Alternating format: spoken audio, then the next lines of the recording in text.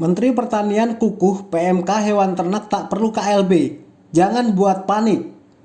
Wabah yang menyerang hewan ternak berkuku 2 atau penyakit mulut dan kaki PMK menyebar cepat di berbagai daerah di Indonesia. Penyakit atau wabah ini menyerang sapi, kambing, babi, domba, kerbau, hingga rusa. Jelas akan membuat kerugian dan kepanikan. Tetapi Menteri Pertanian Syahrul Yassin Limpo mengaku belum mau menaikkan status wabah tersebut menjadi kejadian luar biasa atau KLB secara nasional. Menteri Pertanian Syahrul Yassin Limpo kepada CNN Indonesia TV Sabtu 11 Juni mengatakan, "Kita bukan menghindari wabah ini menjadi KLB nasional. Kalau buru-buru ditetapkan, ada resiko karena zona hijau di Indonesia masih banyak. Jadi jangan buat kepanikan. Karena kalau sudah KLB itu malah merugikan peternak. Nanti mainlah spekulan, harga ternak jatuh." Berdasarkan Undang-Undang Nomor 18 Tahun 2009, semua penetapan KLB atau wabah nasional harus didasarkan laporan bupati hingga gubernur, menurut politikus Nasdem itu. Syahrul Yassin Limpo mengatakan, setiap minggu ada koordinasi di tingkat kabupaten, provinsi hingga kementerian. Karena kalau langsung ditetapkan wabah nasional atau KLB, bisa jadi legitimasi dunia atau global bisa merugikan kita nanti. Menteri Pertanian Syahrul Yassin Limpo berdalih, PMK terhadap ternak ini masih bisa dikendalikan sampai umat Islam merayakan Idul Adha mendatang. Menurut dia, walau zona merah PMK di Indonesia semakin banyak, namun masih banyak juga status daerah yang masih menyandang zona hijau. Sejauh ini, status wabah atau KLB baru diterapkan di Jawa Timur dan Aceh. Dia juga mengatakan, jadi yang kita lakukan untuk saat ini adalah zonasi, bukan satu negara penetapan KLB. Data terbaru, pemerintah mencatat 130.718 ekor hewan ternak telah terpapar penyakit mulut dan kuku PMK pada Sabtu 11 Juni. Berdasarkan situs siagapmk.id, 34.656 dari total hewan ternak yang terpapar PMK sudah sembuh dan 597 ekor mati.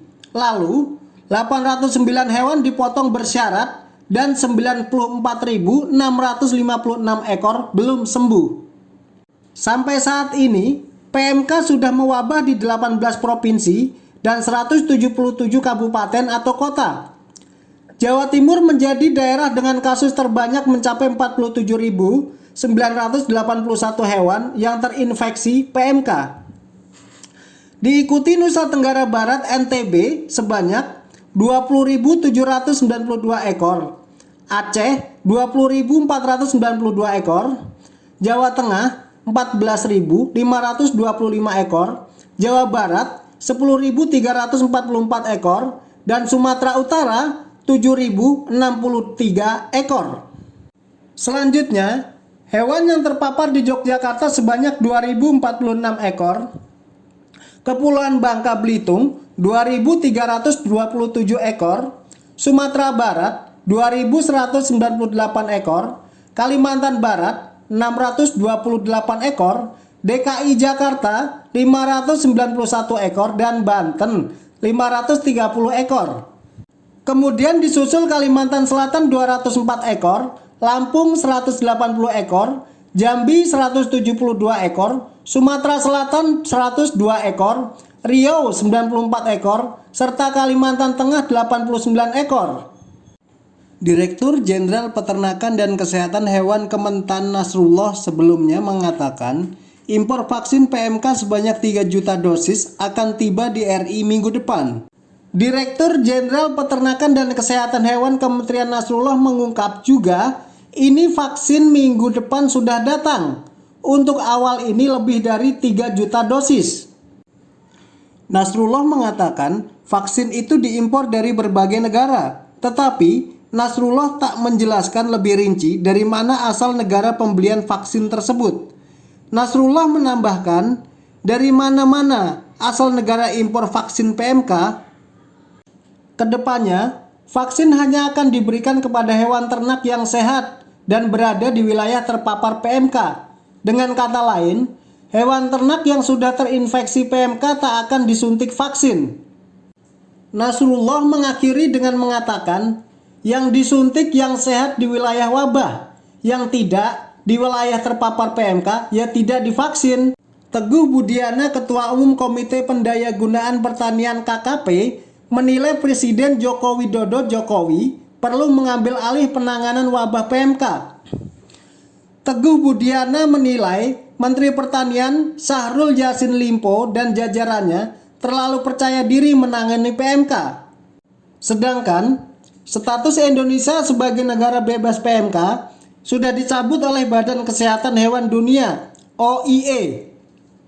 Teguh Budiana kepada cnnindonesia.com mengatakan, tampaknya Mentan overconfident untuk mengatasi dan menganggap enteng PMK. Belum lagi efek ekonominya terhadap mata pencarian peternak. Teguh Budiana menambahkan, kita lihat saja 2 bulan ke depan sejauh mana wabah PMK akan meluas dan berdampak. Teguh menyebut kerugian yang pernah dihitung Dirjen Peternakan pada 2002 silam mencapai 16 triliun rupiah. Jumlah itu berasal dari hambatan ekspor, kompensasi untuk peternak, biaya pemberantasan PMK, termasuk pengadaan vaksin.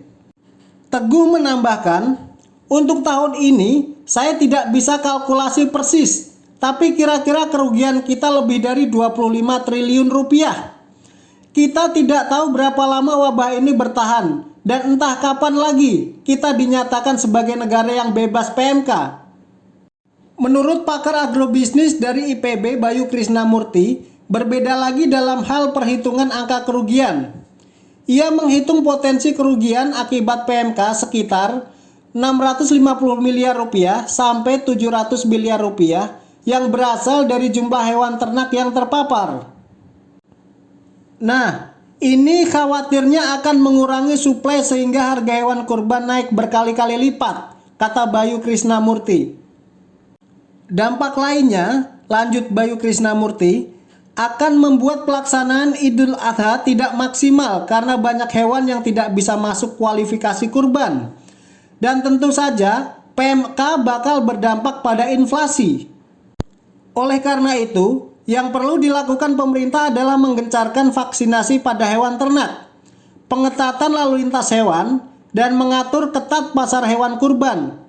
Jangan sampai hewan kurban dicampur di pasar hewan biasa, lanjutnya. Dia melanjutkan, upaya lain yang bisa dilakukan adalah melakukan lockdown untuk pasar atau wilayah yang terpapar PMK. Paling tidak, lockdownnya 1 minggu, tutupnya.